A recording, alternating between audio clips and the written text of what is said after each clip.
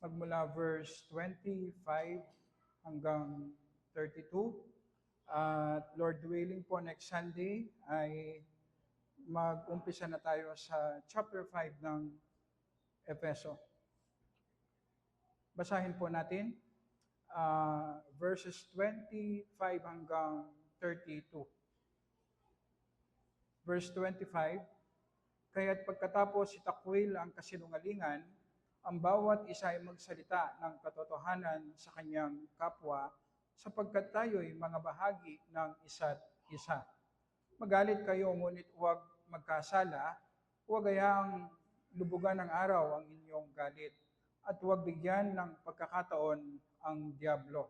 Ang nagnanakaw ay huwag nang magnakaw pa, kundi magtrabaho at gumawa siya sa pamamagitan ng kanyang sariling mga kamay ng mabuting bagay upang siya'y may maibahagi sa nangangailangan.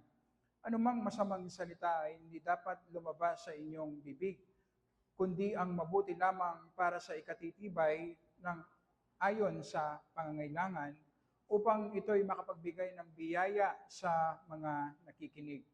At huwag ninyong pighatiin ang Espiritu Santo ng Diyos na sa pamamagitan niya kayo'y tinatakan para sa araw ng pagtubos.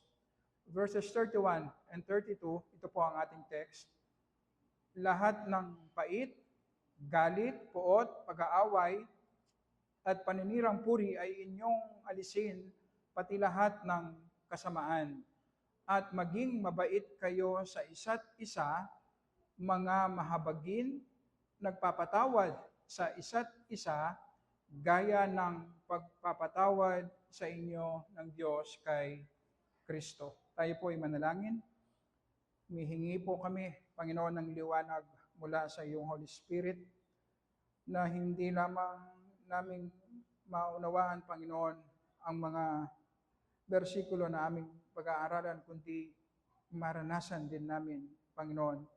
Makita namin unang-una ang sagana at infinite na pagpapatawad mo sa aming mga kasalanan sa pamamagitan ng aming Panginoong Yesus, upang mag-worship ang aming mga puso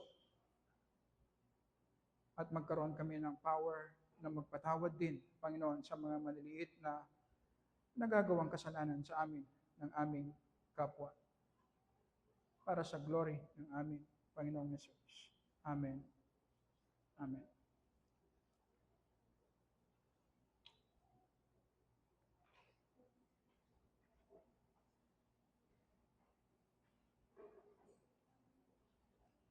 Sa natitirang 2 bersikulo ng chapter 4, pagpapatuloy natin ang mga kautusan ni Apostol Pablo para sa mga Ephesians at para rin sa atin. Ang pagsunod sa mga kautusan na ito ay expression lamang ng bagong spiritual life na itinanim sa atin ng banal na Espiritu. Ang obedience ng isang mananampalataya ay manifestation lamang ng new life na meron siya. Ang obedience ng isang Kristiyano ay nanggagaling sa power ng new life na ibinigay ng Holy Spirit. Ang mahalagang parte ng bagong buhay na itinanim sa atin ng Holy Spirit, tayong mga mananampalataya, sinasabi ng ating text ay ang pagpapatawad, forgiveness. Kaya ang utos ni Apostol Pablo, i-manifest natin ang mahalagang parte ng new life na itinanim sa atin, ang forgiveness. Kaya ang utos, nagpapatawad sa isa't isa, gaya ng pagpapatawad sa inyo ng Diyos kay Kristo. Sa atin na mananampalataya, wala na siguro na mas mahalagang konsepto kesa sa pagpapatawad. Si John MacArthur sa kanyang librong Forgiveness, ang sabi niya, tama na i-pursue natin ang justice Papanagutin kung sino ang may sala, itama kung ano ang mali, kasi ang Diyos ay banal. Pero mas magiging kamukha natin ang Diyos kung tayo ay magpapatawad. Di ba ang Diyos, imbes na ibigay niya ang hinihingi ng kanyang hustisya, ng kanyang kabanalan na dapat tayong lahat ay mapunta sa impyerno, bakit pinatawad tayo sa lahat ng ating mga kasalanan sa pamamagitan ng ating Panginoong Yesus? Ina-assume ng verses 31 to 32 na magkakasala tayo sa isa't isa.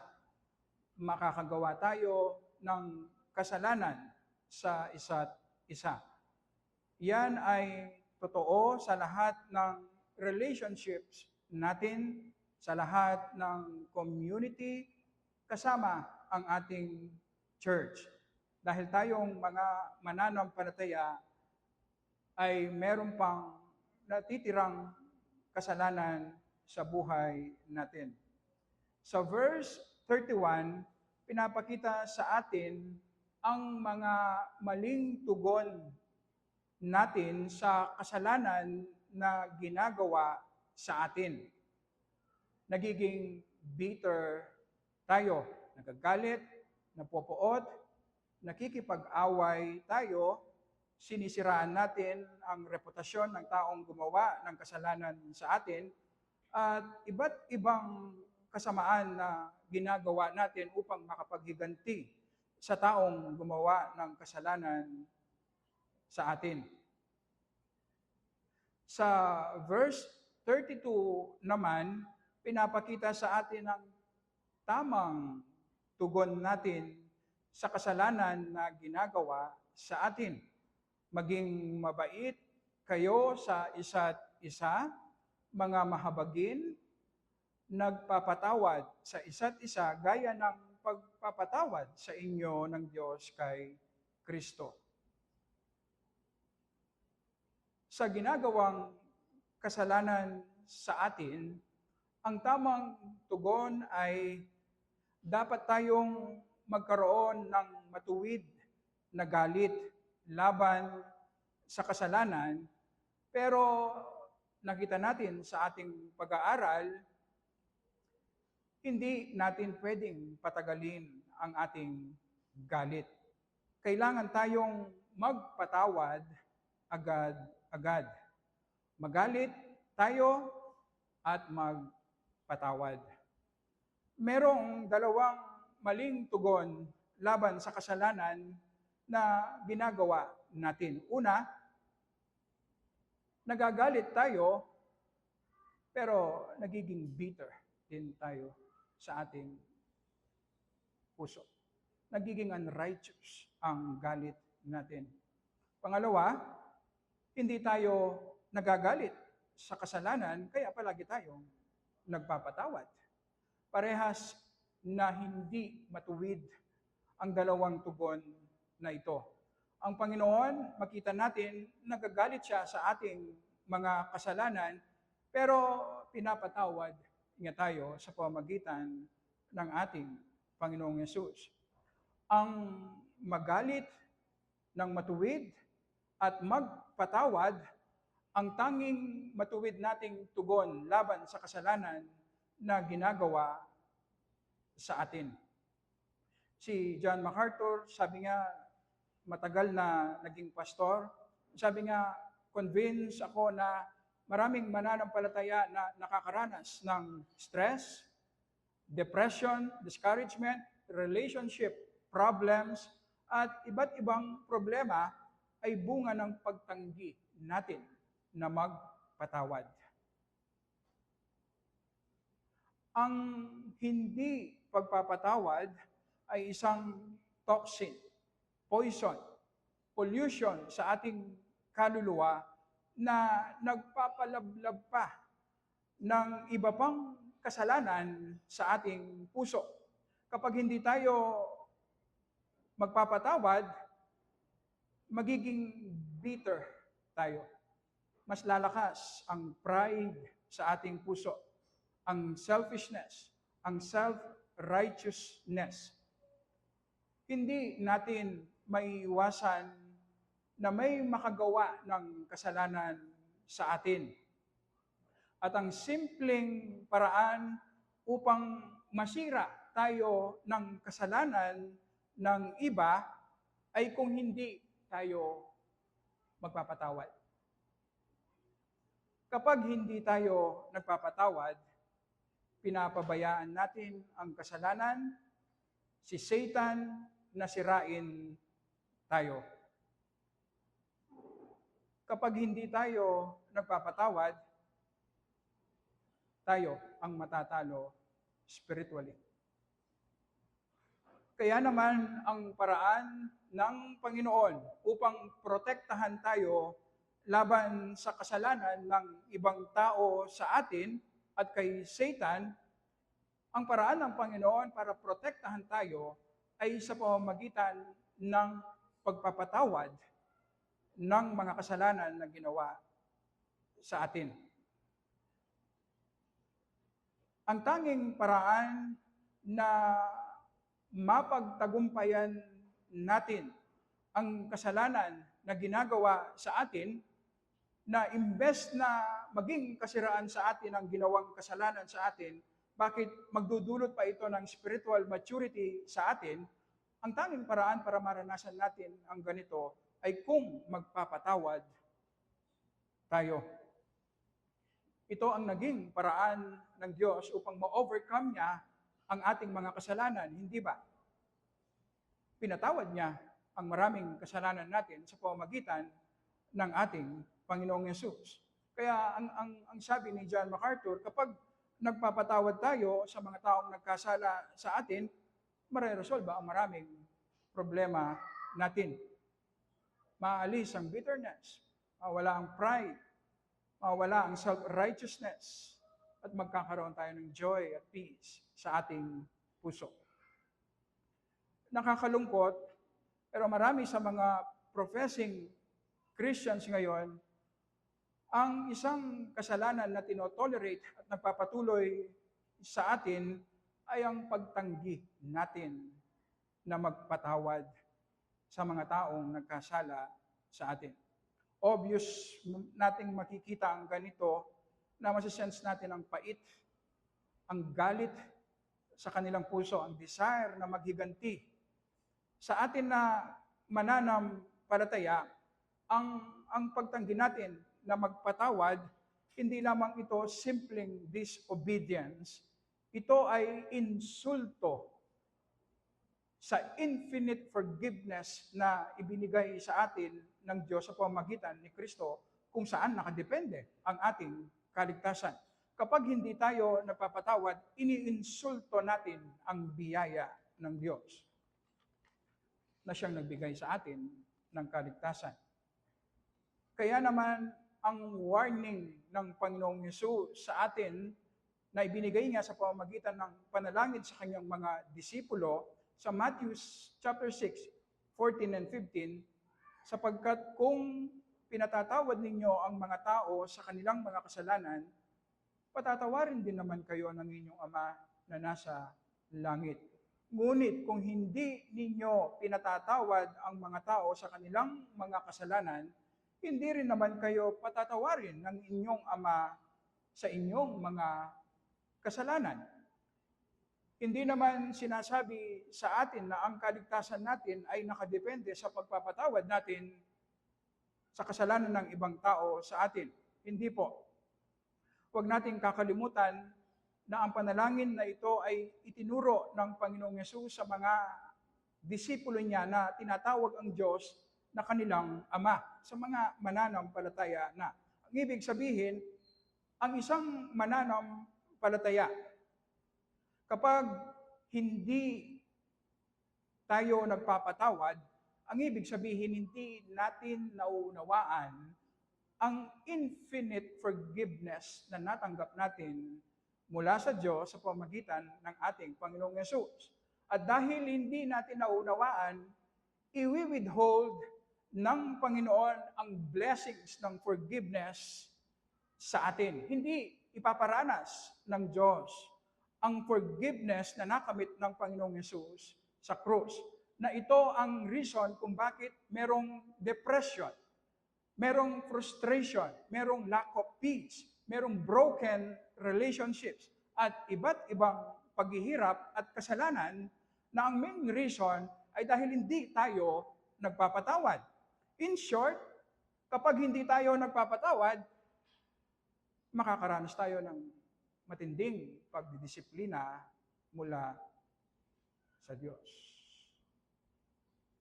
Kaya lubhang mahalaga na i-practice natin ang forgiveness, especially sa ating fellowship. Habang nandito tayo sa mundong ito, hindi natin maiiwasan na masasaktan natin ang bawat isa. Kung ang pag-ibig natin sa bawat isa nakadepende lamang sa mga mabubuting ginagawa natin sa isa't isa, hindi tunay ang pag-ibig natin. Kaya naman, pansinin po natin, masyadong marupok ang relationship natin sa bawat isa. Napakadaling magtampo, napakadaling masaktan, napakadaling magalit, maging bitter, napakadaling gumanti. Kasi hindi tayo nagpapatawad. Hanggat hindi natin matutunan at i-practice ang forgiveness sa ating fellowship, hindi natin mararanasan ang strength, ang health, ang stability at joy sa ating fellowship. Na sa kabila ng kasalanan na nagagawa natin sa isa't isa, mananatiling malakas at visible ang loving unity na meron tayo, hindi dahil walang kasalanan, kundi dahil nagpapatawad tayo sa kasalanan na ginagawa sa atin. So kailangan nating matutunan kung paano magpatawad. Merong dalawang aspeto ang pagpapatawad. Una, titignan natin ang external na aspeto ng pagpapatawad, at pangalawa, ang internal work na kailangan upang magkaroon tayo ng power na magpatawad. Una, external na aspeto ng pagpapatawad. Ang forgiveness, kailangan muna nating ibigay, i-grant, bago natin ito maramdaman. Kailangan muna natin itong i-grant, ibigay, bago natin maramdaman. Ang isang epekto ng kasalanan sa ating mga Kristiyano ay ang pagsunod natin base sa kung ano ang nararamdaman natin, base sa ating emosyon. Tama na nilalang tayo ng Diyos na merong emotions. Parte ito ng pagiging tao natin. Pero ang epekto ng kasalanan, makikita natin, ang emotions natin ngayon ang nagdidikta sa atin kung ano ang dapat nating gawin. Sa panahon na nararamdaman natin ang pain, ang suffering na dulot ng kasalanan ng ibang tao sa atin, nakakaramdam tayo ng matinding galit. Mataas ang desire natin na maghiganti. Gawan ng masama ang taong nagkasala sa atin. Kung tayo ay kikilos, magpapatawad base sa kung ano ang nararamdaman natin, base kung ano ang sinasabi ng ating emosyon, imposible tayong makapag-grant ng forgiveness. Imposible. Isang bagay na kailangan nating i-train tayong mga mananampalataya, i-train natin ang sarili natin na tayo ay susunod, tayo ay gagawa ng decision base sa kung ano ang sinasabi ng salita ng Panginoon. Base kung ano ang sinasabi ng ating mind na tama na dapat nating gawin regardless kung ano ang nararamdaman natin. Halimbawa, kung Sunday ngayon, nararamdaman mo na mas gusto mong magpahinga, matulog, o pumunta sa ibang lugar, kung susunod ka sa iyong emosyon, hindi ka mag-a-attend ng church. Pero kung susundin mo kung ano ang sinasabi ng salita ng Panginoon na ang Sunday ay para sa pagsamba sa kanyang pangalan, anuman ang nararamdaman mo, pupunta ka sa church. Hindi nagmamatter kung ano ang nararamdaman mo. Ang magmamatter ay kung ano ang tama na sinasabi ng Diyos na kailangan nating gawin. Halimbawa, sa Lucas chapter 6, 27 and 28, pakinggan po natin ang mga utos. Ibigin ninyo ang inyong mga kaaway. Gawan ninyo ng mabuti ang mga napopoot sa inyo. Pagpalain ninyo ang mga sumusumpa sa inyo. Ipanalangin ninyo ang mga umaapi sa inyo. Ang mga utos na ito, hindi po nakabase kung ano ang nararamdaman natin. Ang hinihingi dito ay ang deliberate, willful, intentional na decision na anuman ang nararamdaman natin, gagawin natin kung ano ang iniuutos ng salita ng Panginoon. Kung inuutusan tayong magpatawad, magpapatawad tayo. Regardless kung ano ang nararamdaman natin. Ibibigay natin ang kapatawaran kahit na sa una, nararamdaman natin sa ating puso na mataas ang galit at ang desire natin na maghiganti. Igagrant pa rin natin ang forgiveness. Ang tanong, paano natin gagawin ito?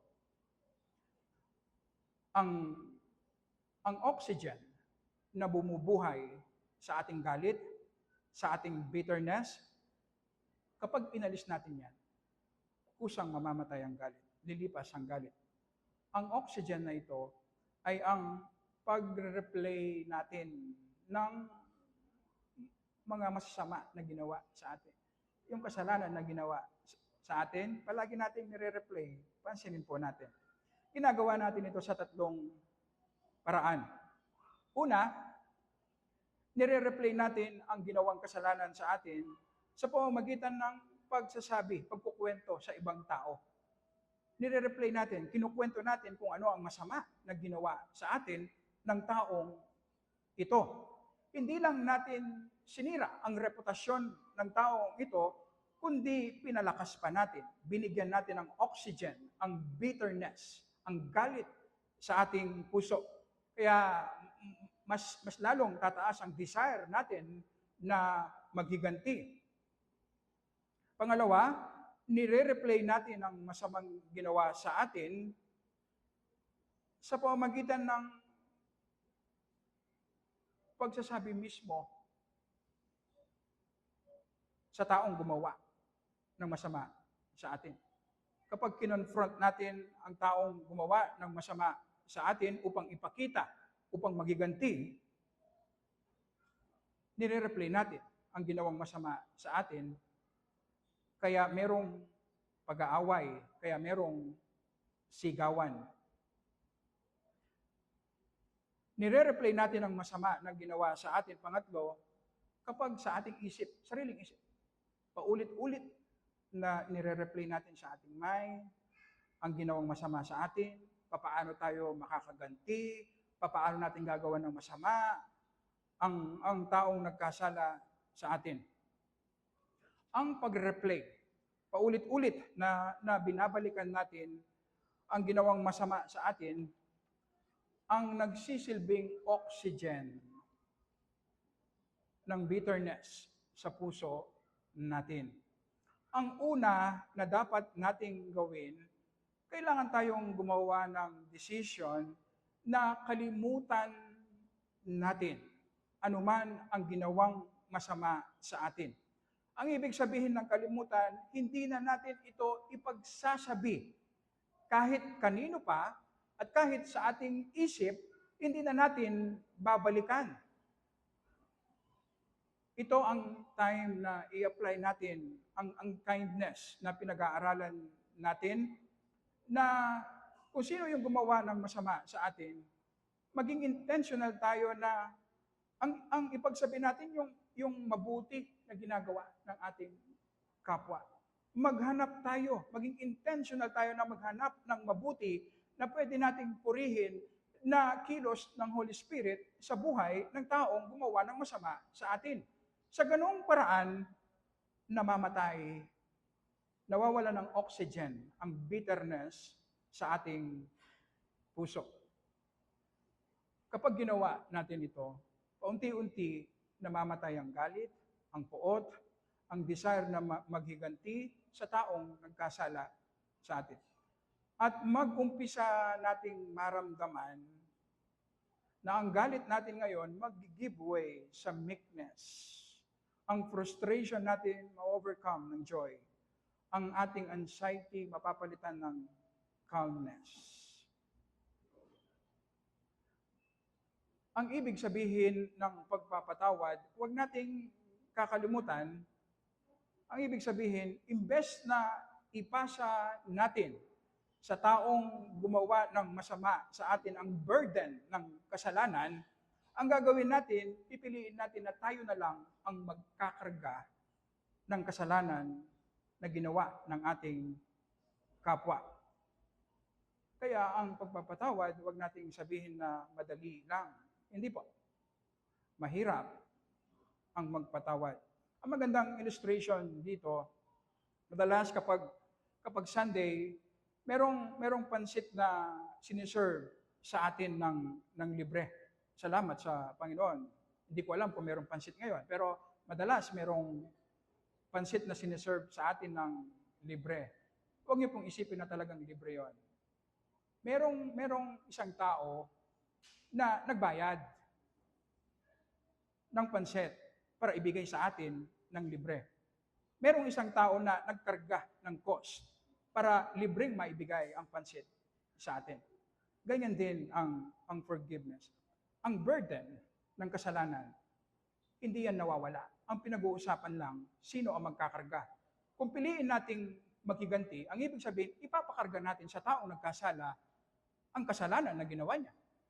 Pero kung magpapatawad tayo, ang ibig sabihin, tayo ang magkakarga ng kasalanan na ginawa ng ating kapwa sa atin. Kaya kung intentional tayong magpapatawad, kung kakargahin natin ang kasalanan na ginawa sa atin, kailangan tayong mag-decide na hindi na natin babalikan ang ginawang masama sa atin. Intentional na hindi natin iisipin o i-reflect. Intentional na kakalimutan natin ang ginawang masama sa atin. Ang utos ni Apostol Pablo, nagpapatawad sa isa't isa, gaya ng pagpapatawad sa inyo ng Diyos kay Kristo. Sa Jeremiah chapter 31 verse 34, sinabi dito kung paano nagpapatawad ang Diyos. Sapagkat patatawarin ko ang kanilang kasamaan at ang kanilang kasalanan ay hindi ko na aalalahanin pa. Kakalimutan ko ang kanilang kasalanan. Hindi po ibig sabihin na mawawala sa memorya ng Diyos ang ating mga kasalanan. Hindi po. Ang ibig sabihin, hindi na gagamitin ng Diyos ang ating mga kasalanan laban sa atin. So sa ating mga mananampalataya, kung gusto nating magpatawad, kamukha ng pagpapatawad ng Diyos, intentionally kakalimutan natin ang ginawang masama sa atin. Hindi natin i-replay sa ating mind, hindi natin i-replay sa ibang tao. Kakalimutan natin. At mapapansin natin, kapag una tayong nag-grant ng forgiveness, kahit na hindi natin nararamdaman, darating ang time na mararamdaman natin ang forgiveness. Susunod ang emosyon. Pero kung hintayin natin, maramdaman natin na magpatawad, feel natin magpatawad, bago natin i-grant, hindi tayo darating sa punto na mararamdaman natin. So, kailangan tayong maging intentional. Ibigay, i-grant muna natin ang forgiveness bago maramdaman. At yan din ang sinasabi ni Apostol Pedro sa unang Pedro chapter 2, verse 24. Kinarga ng Panginoong Yesus sa krus ang ating mga kasalanan. Pangalawa na makikita natin, ang internal na aspeto naman ng pagpapatawad.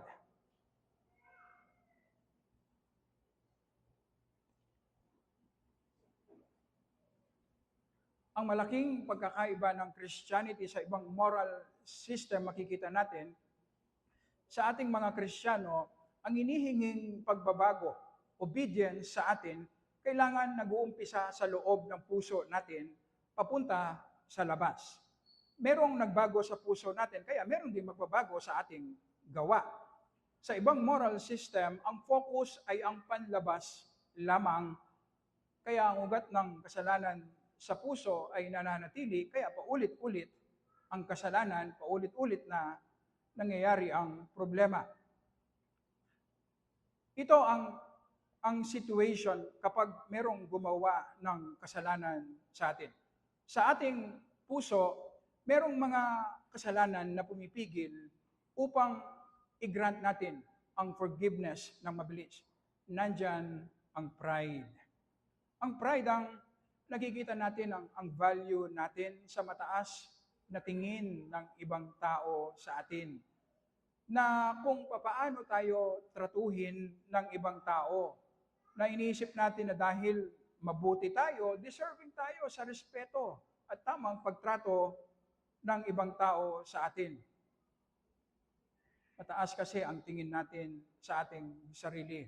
Ganito ang kaisipan ng mga hindi mananampalataya na sinasabi nila na kung ikaw ang nasa tama, meron kang karapatan na ipaglaban kung ano ang tama. Ang paghihiganti sa kanila ay sinyales ng strength. Nang ibig sabihin, meron kang tamang pagpapahalaga sa iyong sarili. Ang pagpapatawad naman ay sinyales ng weakness sa kanila. So nandyan ang pride. Nakikita natin ang value natin sa tamang pagtrato sa atin. Ang self-righteousness. Pagdating sa kasalanan ng ibang tao sa atin, di ba pinapalaki natin, minamagnify natin. Pero pagdating sa sarili nating kasalanan, maliit lang yan, minamaliit natin. Palaging merong reason. Pagdating sa kasalanan natin, gusto natin ng mercy. Pero pagdating sa kasalanan ng iba, gusto natin paghiganti.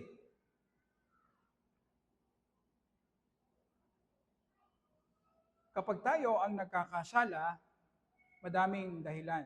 Nagawa natin ang ganitong kasalanan kasi. Maraming mga mitigating factors. Pero pagdating sa kasalanan ng iba, mataas ang standard natin. Ang mali ay mali.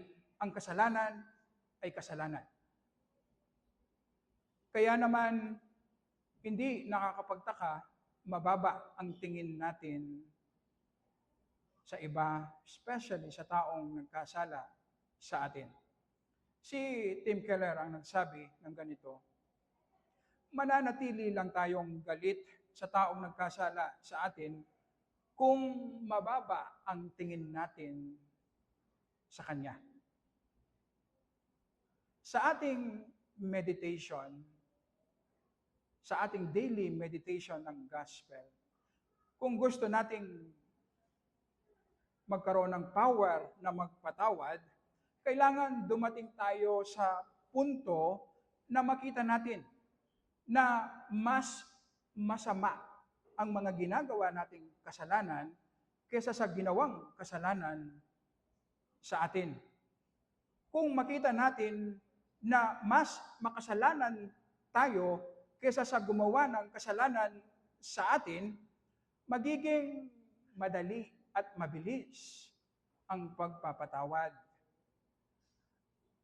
Nananatili lang tayong galit sa kapwa natin kasi iniisip natin, hindi natin gagawin kung ano ang ginawang kasalanan sa atin. Hindi po totoo yun. Hindi po totoo yun. kung meron man tayong hindi nagagawang kasalanan, dahil yun sa restraining grace ng Panginoon na hindi natin pwedeng ipagmalaki dahil biyaya nga ng Diyos. Merong pride, merong self-righteousness, kaya mahirap ang magpatawad. Selfishness, pangatlo. Kapag merong gumawa ng kasalanan sa atin, pansinin po natin, nakatuon ang isip, ang focus natin ay ang ating sarili. Kung ano ang nararamdaman natin, kung ano ang ginawang mali sa atin, naawa tayo sa ating sarili, kung ano ang epekto ng kasalanan sa atin. Ang ating sarili, selfishness, ang pagkamakasarili natin. Ang normal na tugon kapag naawa tayo sa ating sarili, i-assert natin ngayon ang ating sarili. Paano? Kung maghiganti tayo. Kaya merong desire na maghiganti. Dahil gusto nating i-assert, patunayan ang ating sarili. Ngayon natin malalaman kung papaano natin i-deal ang ating puso. Kapag i-meditate natin ang gospel ng tama, mamamatay ang pride, ang self-righteousness, ang selfishness, at magkakaroon tayo ng power na magpatawad. Alam po ba natin na mas madali para sa Diyos na mag-create ng 10 universe kaysa sa magpatawad ng kasalanan? Noong nilalang ng Diyos ang mundong ito sa pamamagitan lamang ng salita, nilalang ang mundong ito. Pero nung nag-decide ang Diyos na patawarin ang ating mga kasalanan, hindi pwede ang salita lamang. Bumaba ang ating Panginoong Yesus.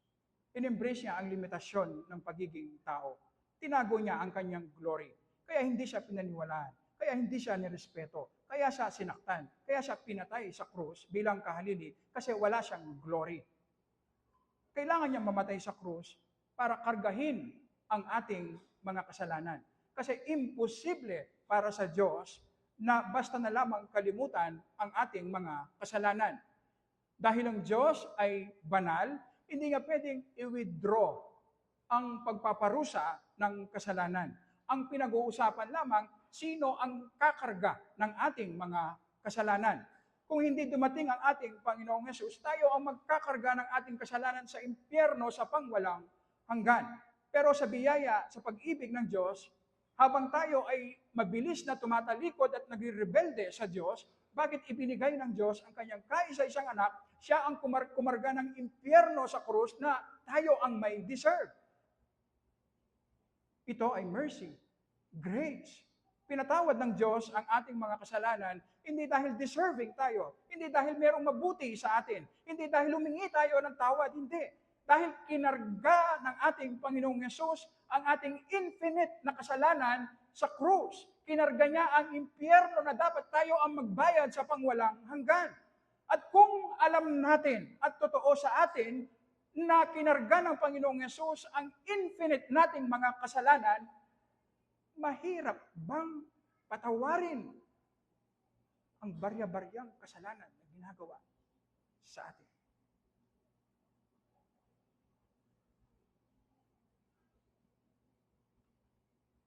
Huwag nating kakalimutan.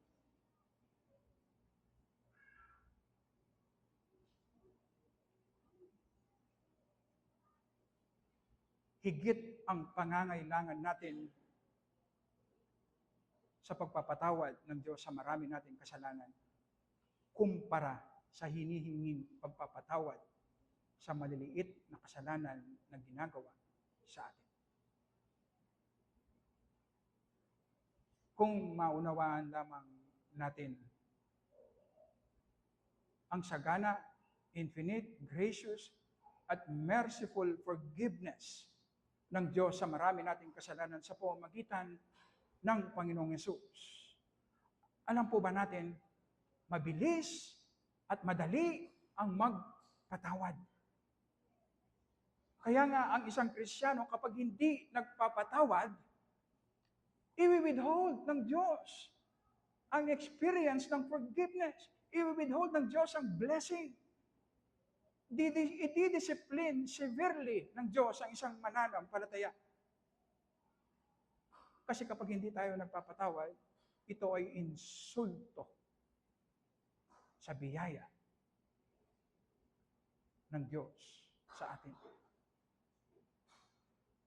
Kung alam lang natin gamitin ang gospel sa ating daily meditation, sa kabila ng katotohanan na wala namang mabuti sa atin, na ang tanging deserve natin ay impyerno, pero bakit ibinigay ng Diyos ang kanyang kaisa-isang anak? Kahit nga ako na isang masama, hindi ko man kayang ibigay ang aking anak sa isang taong mabuti, bakit nagawa ng Diyos na ibigay ang kanyang anak para sa mga taong masasama? Na sa pamamagitan ng kanyang perpektong pagsunod sa mga kautusan at kamatayan sa krus, hindi lang niya ako pinatawad sa marami kong kasalanan, kundi pinasuot pa niya sa akin ang kanyang katwiran. At kung maunawaan ko ito, mag-umpisa kong makita ang value ko sa kung ano ang ginawa ng Panginoong Hesus para sa akin. At hindi na magiging mahalaga sa akin kung papaano ako tratuhin ng ibang tao. Mamamatay ang pride. Ang pride. At mamamatay din ang self-righteousness. Dahil wala naman talaga tayong pagkakaiba sa ibang taong nakagawa ng kasalanan sa atin. Parehas lang tayong makasalanan na nakadepende sa biyaya at pagpapatawad ng Diyos. Sa tulong ng Holy Spirit, kapag nagawa natin ng tama ang ating meditation, internal work, merong external, merong internal work, mararamdaman na natin ang pag-ibig sa ating kapwa. Kahit sa taong gumawa ng masama sa atin. Mapapansin natin, aangat ang ating pananaw, ang ating perspective. Dati ang nakikita lang natin ay ang ating sarili, ang masama na ginawa sa atin, ang desire natin na gumanti. Kapag nagawa natin ng tama ang internal work, ang meditation ng gospel sa tulong ng Holy Spirit, ngayon, nakikita natin ngayon yung kapwa natin na gumawa ng masama, naaawa tayo sa Kanya. Kasi nagkasala siya sa Diyos na banal. At dahil gumawa siya ng kasalanan, kakargahin niya ang kanyang kasalanan. At siguradong mahirapan siya. Imbes na magalit at gumanti, gagawan natin ng mabuti ang ating kapwa na gumawa ng masama sa atin. Ipagpipray natin. Kasi umangat na yung perspective natin. Umalis na tayo sa ating sarili.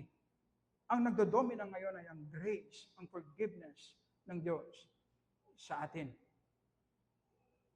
Ang galit natin ngayon mapapalitan ng awa at pag-ibig. Sa ganitong paraan, sa pamamagitan ng pagpapatawad, nasusunod natin ang utos ni Apostol Pablo sa Roma chapter 12, verse 2. Huwag kang padaig sa masama, kundi daigin mo ng mabuti ang masama. Sa paraan ng pagpapatawad natin sa mga taong nagkasala sa atin, nagagapi natin ang kasalanan na ginawa sa atin.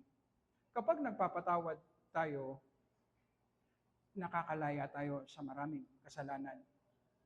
Bitterness, anger, pride, self-righteousness, selfishness, at iba pang pabigat sa atin. Nakakalaya tayo sa ating kasalanan. At hindi lang yan. Kung titignan natin, sa ating pag-aaral ng internal work, papaano ang proseso para maramdaman natin ang power para magpatawad, ang malaking part doon, nagkakaroon tayo ng malalim na appreciation sa forgiveness ng Diyos sa atin. Ang ibig sabihin, magdudulot yan ng growth, spiritual growth sa atin. Hindi lang tayo nakalaya, kundi aangat pa ang ating pananampalataya. Mag-grow tayo. Magkakaroon tayo ngayon ng experiential knowledge ng forgiveness ng Diyos sa atin. Ng infinite forgiveness ng Diyos sa marami nating kasalanan. At kahit yung taong gumawa ng masama sa atin, kapag nasensya na ginawan tayo ng masama pero gumaganti tayo ng mabuti, madali para sa kanya ngayon na makita yung mali sa kanya, kasalanan sa kanya, at madali para sa kanya na mag-repent sa kanyang kasalanan. So pati yung gumawa ng kasalanan sa atin, maliliberate, mapapalaya sa kanyang sariling kasalanan. So sa ganung pagkakataon, sa pamamagitan ng pagpapatawad natin sa mga taong nagkasala sa atin, nadadaig natin, na-overcome natin, nadidefeat natin ang kasalanan sa pamamagitan ng paggawa ng mabuti, sa pamamagitan ng pagpapatawad natin ng mga kasalanan na ginawa sa atin. Kung papaano tayong pinatawad ng Diyos sa ating mga kasalanan sa pamamagitan ng Panginoong Yesus. Kung ikaw ay nandito at hindi pa mananampalataya kay Jesus, kailanman hindi i-withhold ng Diyos ang pagpaparusa niya sa iyong mga kasalanan. Malinaw ang sinasabi ng Bible, walang matuwid, wala kahit isa. Ang pinag-uusapan lang, sino ang magkakarga ng iyong kasalanan. Kung hindi ka mananampalataya kay Jesus, ikaw ang magbabayad ng iyong kasalanan sa pangwalang hanggan sa impyerno. Pero sa pag-ibig ng Diyos, ngayon pa lamang, kung ikaw ay magdidepende lang kay Jesus, na siyang sumunod ng perfect sa mga kautusan, kasi hindi mo kayang sundin ang perfecto ang mga kautusan. At siyang nagbayad sa krus, kahit na wala siyang kasalanan, namatay siya sa krus, dahil nagbabayad siya ng kasalanan para sa iba. Para sa iyo, kung ikaw ay mananampalataya kay Jesus, para sa iyong kaligtasan. At kung ikaw ay magdidepende lang kay Kristo, para sa iyong kaligtasan, sinasabi ng Biblia, kakalimutan ng Diyos ang lahat ng iyong mga kasalanan. Dahil kinarga na, binayaran na ng Panginoong Yesus ang iyong mga kasalanan. Kaya magkakaroon ka ng buhay na walang hanggan. Kaya pwede kang patawarin ng Diyos ngayon na hindi nakokompromiso ang kanyang kabanalan. Kaya ang panawagan ng Panginoon, manampalataya ka kay Jesus para sa iyong kaligtasan. Tayo po ay manalangin. Salamat, Panginoon, sa mga salitang itinuturo mo sa amin. Ignorante, mahina kami, Panginoon, pagdating sa mga bagay na espiritual. Namamangha kami sa iyong patience sa amin. Paulit-ulit kaming nagkakasala, Panginoon, pero paulit-ulit mo rin kaming pinapatawad. Tulungan mo po kami.